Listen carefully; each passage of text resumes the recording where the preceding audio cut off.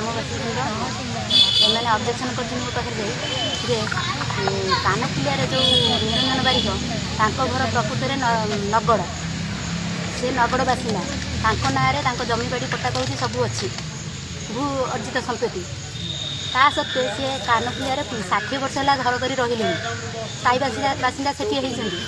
ତାପରେ ଆମ ନରଣଗଡ଼ ଗାଁ ଠାକୁରାଣୀ ପାଖ ଜାଗାରେ ସ୍ୱୟଂ ସହାୟିକା ଗୋଷ୍ଠୀ ଘର କଲେ ଯେ ଠାକୁରଙ୍କ ପାଇଁ ଭଲ ମନ୍ଦ ଗାଁର ସୁବିଧା ପାଇଁ ଘର କଲେ।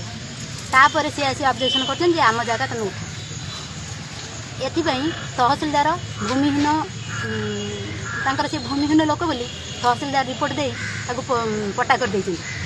ଆମେ କହିଲା ବେଳକୁ ତହସିଲଦାର କୌଣସି ପ୍ରକାର କଥା ଶୁଣୁନାହାନ୍ତି। ତାପରେ ମାପଚୁପ ପାଇଁ ଆମର ଜୁନ୍ 14 ତାରିଖ ପର୍ଯ୍ୟନ୍ତ ଅଛି ନିୟମ, ଯେଉଁଟା ଆମର ଗଭର୍ଣ୍ଣମେଣ୍ଟ ରୁଲ୍ ଅଛି, 14 ତାରିଖ ପର୍ଯ୍ୟନ୍ତ ଅଛି, ଜୁନ୍ 4 ତାରିଖ ପର୍ଯ୍ୟନ୍ତ।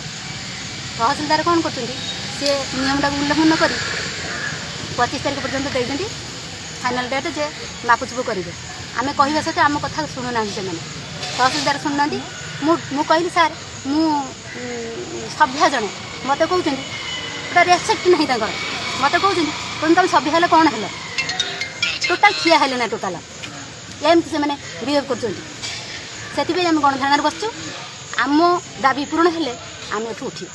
ଆମେ ହେଉଛୁ ନରଣଗଡ଼ ଗାଁର ଆମର ଅଧିବାସୀ। ଆମର ପ୍ରତ୍ୟେକ ଗାଁରେ କିଛି ନା କିଛି ବାସିନ୍ଦାର କିଛି ଜାଗା ଅଧିବାସ ରହିଛି। ହେଲେ ଆମେ ଯେତେବେଳେ ସ୍ୱୟଂ ସହାୟକ ଗୋଷ୍ଠୀ ତରଫରୁ ଆମର ମହିଳା କମିଶନ ତରଫରୁ ଆମେ ଯେତେବେଳେ ଆଗେ ଗାଁ ମୁରବି ପଚାରୁ ଆମର କିଛି ଆମେ ଗୋଟେ ଜାଗା ହସ୍ତରେ ଗୋଟେ ଜାଗା ଦିଅ, ଆମେ ଠାକୁରଙ୍କ ପାଇଁ ଭଲ ମନ୍ଦ ଗୋଟେ ଜାଗା କରିବୁ, ବସତି ସ୍ଥାପନ ଆମେ ଆମର କରିବୁ।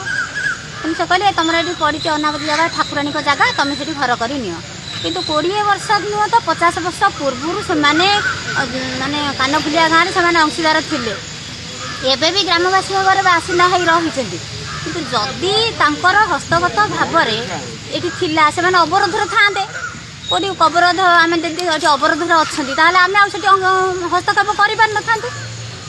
ଆମେ ଯେତେବେଳେ ଦେଖିଲୁ ଜାଗା ପଡ଼ିଛି ଆମେ ସେଠି ଆମେ କଲୁ। କିନ୍ତୁ ତାପରେ ଘର କରିସାରିଲା ପରେ ଏବେ ଆସି କହୁଛନ୍ତି କି ଏଇଠି ଆମର ଜାଗା ଅଛି, ଆମେ ପୂର୍ବରୁ ଆମେ ମାନେ ପଟ୍ଟା ବାଇତି କରି ନେଇଥିଲୁ ଆଗରୁ କହୁଛନ୍ତି। କିନ୍ତୁ 50 ବର୍ଷ ତଳକୁ ସେ କେଉଁଠି ଥିଲେ, ସେ ତ 50 ବର୍ଷ ହେଲାଣି ସେଠି ରହିଲେଣି। କିନ୍ତୁ ଆମେ ଯଦି ଏବେ